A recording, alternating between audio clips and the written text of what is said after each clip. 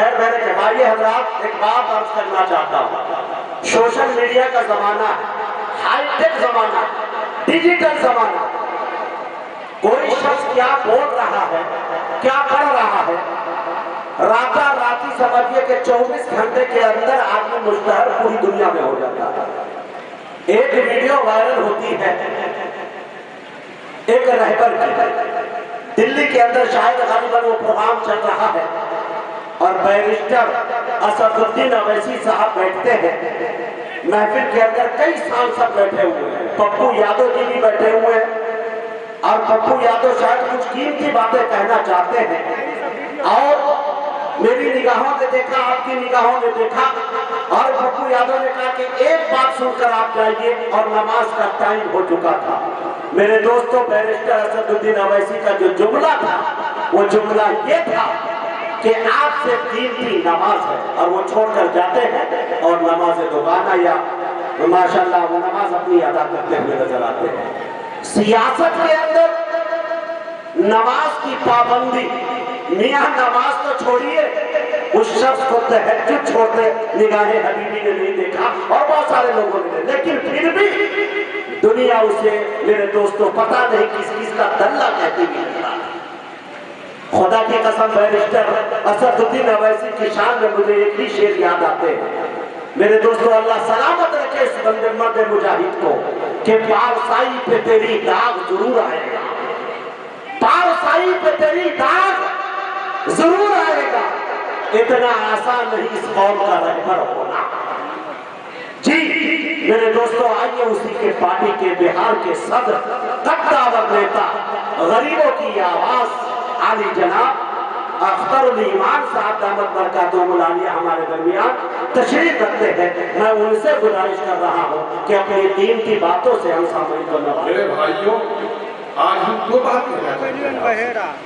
ایک تو یہ ہے کہ قرآن کو بہتر انداز میں پڑھنا، لہن کے ساتھ پڑھنا، قدر و منزلت سے پڑھنا، چھونا ثواب، پڑھنا ثواب، دیکھنا ثواب، یہ تو کتاب بابرکت ہے جو اللہ کا کلام ہے، نبی کے ذریعے سے رہتی انسانیت کے لیے پیغام ہے، اور یہ بندوں کے نام ہے۔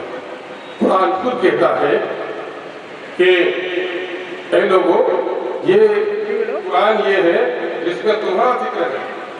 قرآن کی آیت ہے لَقَدْ أَنزَلْنَا إِلَيْكُمْ كِتَابًا فِيهِ ذِكْرُكُمْ أَفَلَا تَعْقِلُونَ۔ اے لوگوں، ہم نے تمہاری طرف ایسی کتاب بھیجی ہے جس میں تمہارا ہی ذکر ہے۔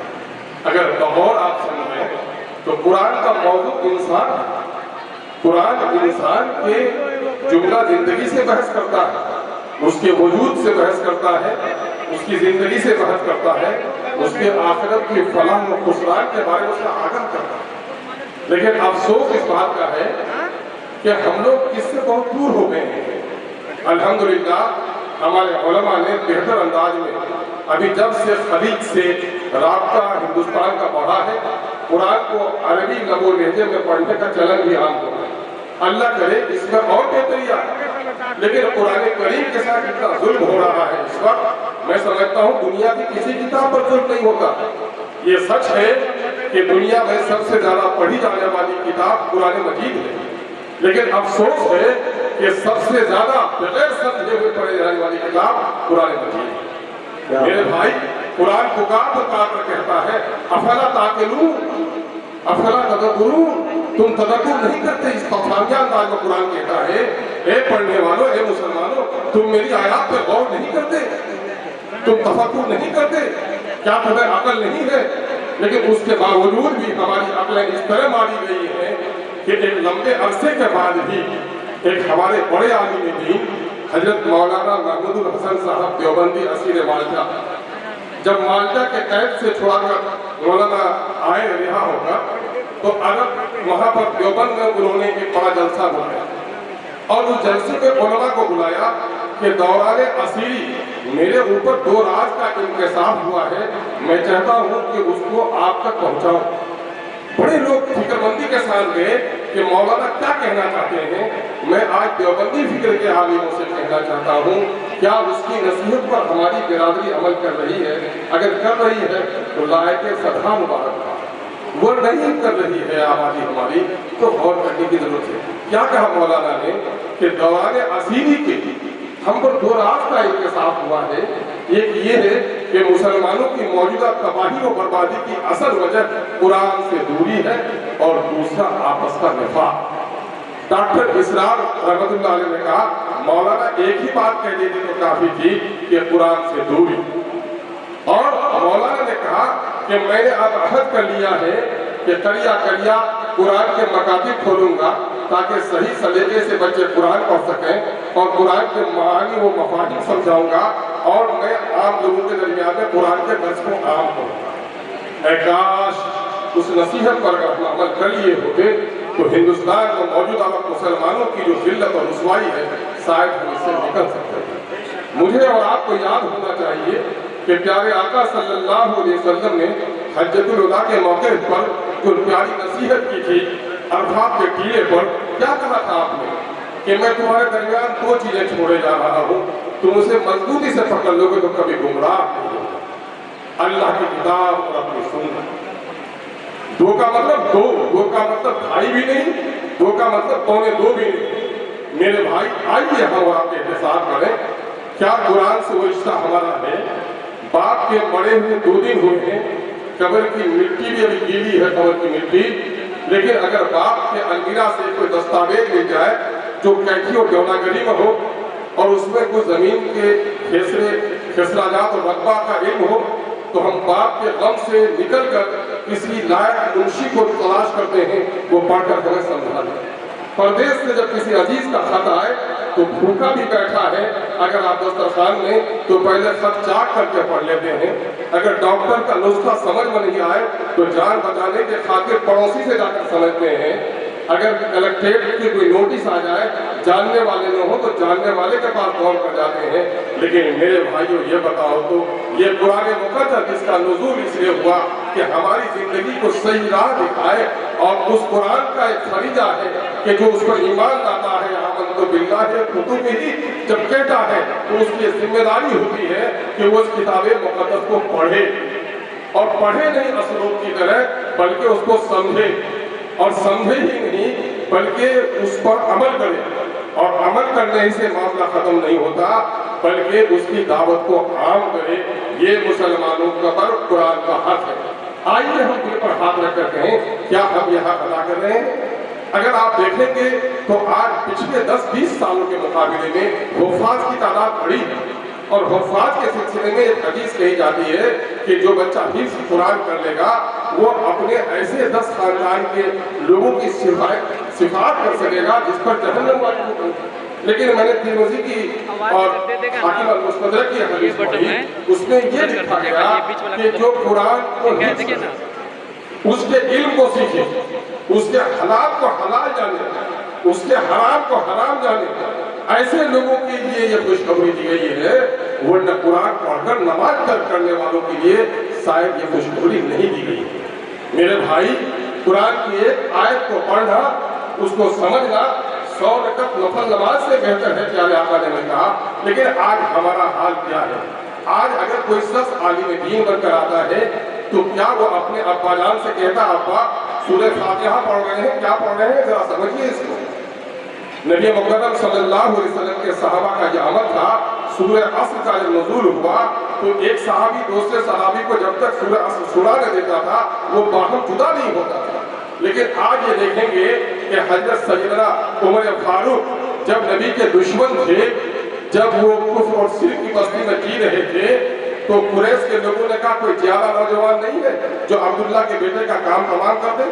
جب عبداللہ کے بیٹے کے کام کو تمام کرنے کے ارادے سے حضرت عمر نکلے تو حضرت عمر کو کس نے بدلا؟ قرآن کی قرات میں نہیں بدلا بلکہ قرآن کی سمجھ نے بدلا۔ سورہ طٰہٰ کی چند آیتیں سنی تو وہ عمر تبدیل ہو گیا۔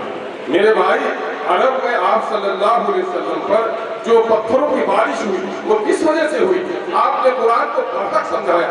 آپ کو یہ بھی یاد ہوگا کہ اقرا کا جب نزول ہوا جبرائیل امین سے پہلی آپ کی ملاقات ہوئی اور جب آپ سے کہا گیا کہ پڑھیے، آپ نے کہا میں پڑھا ہوا نہیں ہوں، بار بار آپ کو دبوچا گیا، اور آپ صلی اللہ علیہ وسلم فرماتے ہیں کہ جبرائیل امین نے مجھ کو اس زور سے دبوچا تھا، ایسا لگتا تھا کہ میری پسلیاں ایک دوسرے پسلی میں پیوست ہو جائیں گی۔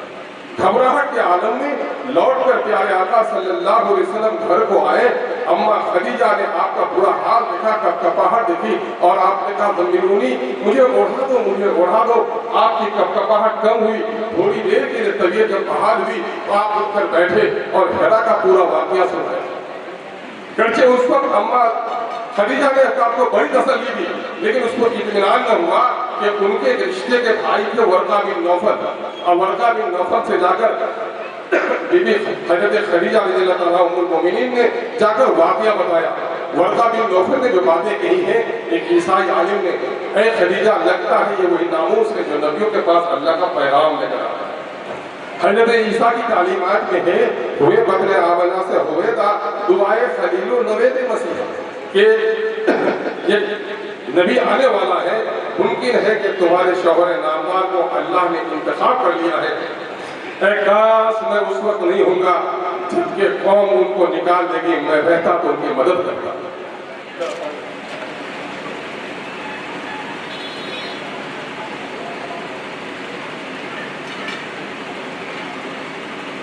ایک طرف قرآن کا نزول ہو رہا ہے، یہ مقام مصطفیٰ ہے کہ اللہ نے چن لیا ہے، دوسری طرف ایک ثابت دین کے عالم کا یہ کہنا ہے کہ قوم نکال دے گی۔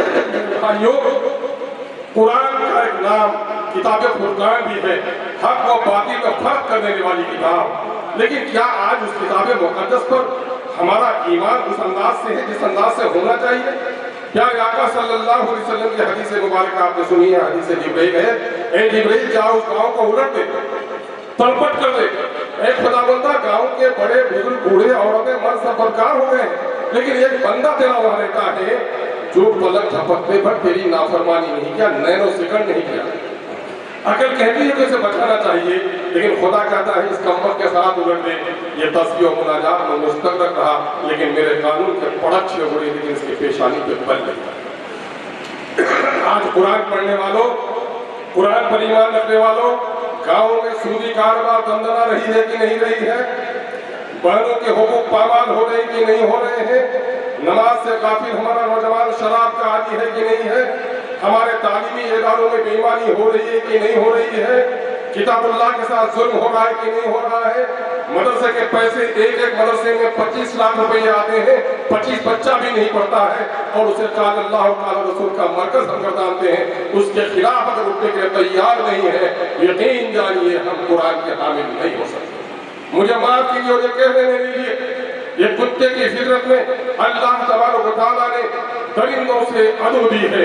یہ کتا ہڈی کے ٹکڑے پر لڑتا ہے، یہ اس کا حق ہے، لیکن جو ہی اگر کوئی درندہ نکل کر آئے، کتا متحد ہو کر اس درندے کے پیچھے متحد ہو کر اس کا تعاقب کرنے لگتا ہے۔ مومن تو وہی ہے، تأمرون بالمعروف وتنہون عن المنکر، کہ وہ نیکیوں کو پھیلائے گا اور برائیوں سے روکے گا۔ اگر یہ کام نہیں ہے تو اللہ سے ہمیں اپنے طبیعت کے لیے معافی مانگنی چاہیے۔ ایک بات میں آخر میں کہہ کے جاؤں گا کہ ہم لوگ دعاؤں کے عادی ہوتے ہیں بہت زیادہ، اور ہم دکھاوے کے عادی بہت زیادہ ہو گئے ہیں۔ جب کوئی گاؤں کا امیر آدمی، اس کا پوتا دیوالیہ ہو جاتا ہے، دادا کی کیفیت یہ تھی کہ بہت سستے کپڑے پہنتا تھا، چھوٹی مچھلیاں خریدتا تھا، گھر کو ہر سال وائٹ وائس نہیں کراتا تھا، لیکن زمین ہر سال خریدتا تھا۔ لیکن پوتا کا حال یہ ہو گیا ہے، زمین بیچ کر چائے کے اڈے خانے میں پیسے استعمال کرتا ہے، کپڑے خوب قیمتی پہنتا ہے، ہر سال اپنے گھر کا رنگ و روغن کرتا ہے، تاکہ باہر کی دنیا کو پتہ نہ ہو کہ ہم غریب ہو رہے ہیں۔ ہمارا بھی حال کچھ ایسا ہو گیا ہے کہ قرآن پر ہم نے عمل چھوڑ دیا ہے۔ مسجدوں کے مینارے کو بند کرنا، ٹن ٹن مائک کی آواز، بہترین قالی، یہ سب تو ہمارے ہاں درمیان میں ہے، مگر قرآن کا جو اصل پیغام ہے، زمین کیا آسمان بھی تیری کجبینی پہ روتا ہے، غضب ہے چلے پا کر دیا تو نے صبر قرآن۔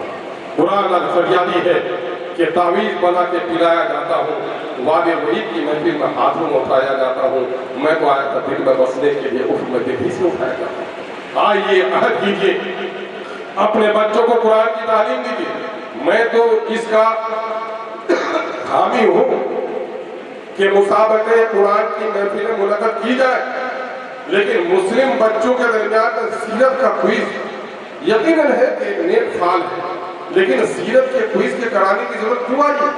بطخ کا بچہ بچپن سے ہی تیر کے سیکھ جاتا ہے، مچھلی کو تیرنے کے لیے سکھانے کی ضرورت نہیں پڑتی، اور مسلمانوں کے بچوں کو سیرت کے لیے مقابلے کی ضرورت نہیں ہوتی، تو گھر میں سیرت کا ہونا چاہیے۔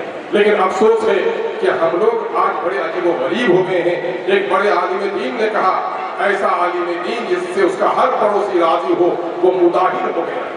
آج ہمارے ہاں حق و انصاف کرنے کے لیے قرآن ہر جگہ کو آپ سنتے ہیں، ان اللہ یأمر بالعدل والاحسان، خدا حکم دیتا ہے تم عدل اور احسان کرو، لیکن کیا ہم کرنے کے لائق ہیں؟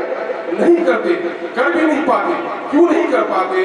اس لیے نہیں کر پاتے کہ ہم میں طاقت نہیں ہے۔ اب طاقت کیسے ہوگی؟ قرآن نے کہہ دیا اطیعوا اللہ واطیعوا الرسول واولی الامر منکم فإن تنازعتم فی شیء فردوہ الی اللہ والرسول، کہ تم کو اطاعت کرنی ہے اللہ کی، اطاعت کرنی ہے اللہ کے رسول کی، اس کی جو تمہارا امیر ہو، اور جب تمہارے درمیان میں کوئی نزاع پیدا ہو تو تم رجوع کرو اپنے اللہ اور اپنے رسول کی طرف۔ اسی جماعت کے بارے میں حضرت عمر فاروق رضی اللہ عنہ نے فرمایا، اسلام بغیر جماعت کے نہیں، جماعت بغیر امامت کے نہیں، اور امامت بغیر اطاعت کے نہیں۔ آج ہمارے ہاں مسجدوں کی جماعت ہے، جماعتوں کی امام ہے، لیکن کارگاہ دنیا کے لیے ہمارا کوئی امام نہیں۔ یاد رکھو مسلمانوں، جو قرآن بشیر ہے، بشارت دیتا ہے، وہی قرآن جہنم کی ہولناکی کے بارے میں بھی تذکرہ کرتا ہے۔ قرآن نے بربلا اعلان کیا ہے، وَمَن لَّمْ يَحْكُم بِمَا أَنزَلَ اللَّهُ فَأُولَٰئِكَ هُمُ الْكَافِرُونَ۔ جو لوگ اللہ کی اتاری ہوئی آیتوں کے مطابق فیصلے نہ کریں، دراصل ایسے ہی لوگ کافر ہیں، ایسے ہی لوگ فاسق ہیں، ایسے ہی لوگ ظالم ہیں۔ میرے بھائی، نبی مکرم صلی اللہ علیہ وسلم کے صحابہ اور ابو لہب ابو جہل کے شکل و شبہات میں کوئی بہت زیادہ فرق نہیں تھا، لیکن یہ قرآن کا حامل تھا، دوسرا قرآن کا منکر تھا۔ آج ہم عملی طور پر قرآن سے بہت دور ہٹ گئے ہیں۔ اللہ سے ہم توفیق مانگتے ہیں، اے خداوند ہمیں تو توفیق بخش دے کہ ہم قرآن کو صحیح طور پر پڑھ سکیں۔ اے اللہ ہمیں توفیق دے ہم اس کو سمجھ سکیں۔ اے خدا ہمیں توفیق دے کہ ہم اس پر عمل کر سکیں۔ اے خدا، حق کی پیاسی دنیا یہ وہی ہندوستان ہے جہاں ہمارے بزرگوں نے، جہاں ہمارے ولیوں نے، جہاں ہمارے کتب نے اس دنیا کو قرآن کا پیغام سنایا تو دشمن سے دشمن آدمی اس کے پیروں پہ گر پڑا۔ لیکن اے خداوندہ، آج ہم اس ملک میں ہیں، لیکن ہمیں ہر طرف ہماری ذلت اور رسوائی ہے، گنتی میں ہم زیادہ ہو گئے ہیں، حفاظ ہمارے یہاں زیادہ ہو گئے ہیں، مدارس ہمارے یہاں زیادہ ہو گئے ہیں۔ اے خدا، لیکن پھر یہ قرآن پر عمل کم ہو گیا ہے۔ طے کر لو اے نبی، ہمارے عالموں، تمہاری باراتیں نبی کی بارات کی طرح ہونی چاہیے، تمہاری باراتیں حضرت علی کی طرح ہونی چاہیے۔ مجھے دیکھ کر اس کو بڑا تعجب ہوتا ہے جب مدرسے کے فارغین کو میں بارات میں جاتے ہوئے دیکھتا ہوں۔ مجھے دیکھ کر بڑا تعجب ہوتا ہے جب جہیز کی گاڑی پر کوئی مقرر تقریر کرنے کے لیے آتا ہے۔ لما تقولون ما لا تفعلون، ایسی بات کہتے کیوں ہو جو کرتے نہیں ہو۔ آج ضرورت اس بات کی ہے کہ ہمارے درمیان جو علماء کی جماعت ہے، یہ جماعت برسر پیکار ہو جائے اور حق کو نافذ کرنے، اور یہ ہندوستان کی سرزمین جہاں شرک ہے، جہاں کفر ہے، اس کو آپ دشمنی کی نظر سے نہیں، محبت کی نظر سے دیکھیے۔ قرآن یہ کہتا ہے کہ اللہ ایک ہے، اور ساتھ ہی یہ بھی پیغام ہے سارے انسان آدم کے بچے ہیں۔ رہتی دنیا تک اب اسلام کا پیغام پہنچانا ہم سب مسلمانوں کی ذمہ داری ہے، لیکن افسوس کہ مسیحا بیمار ہے، بیماروں کا علاج کیا کرے گا؟ اللہ تبارک تعالیٰ ہمیں صحیح مسیحائی کی توفیق عطا فرمائے۔ پھر آخر میں ایک بار میں ان کے آرگنائزر صاحب کو اور اس کے تمام تر شرکا بچے کو، چونکہ قرآن کو بہتر پر پڑھنا یہ ہمارے لیے افضل عمل ہے، اللہ اس کی مزید توفیق عطا فرمائے۔ وآخر دعوانا ان الحمدللہ رب العالمین۔